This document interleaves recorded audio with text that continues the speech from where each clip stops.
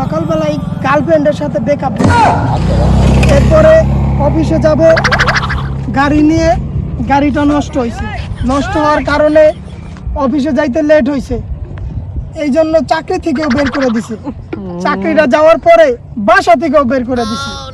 এই জন্য তুই কি করেছিস? মজুর বোতলে তো আমি ভালো, আমি তো বিষ মিশাইছিলাম, আমি আত্মহত্যা করবো বলে। বিষ মিশানো ছিল। Oh no!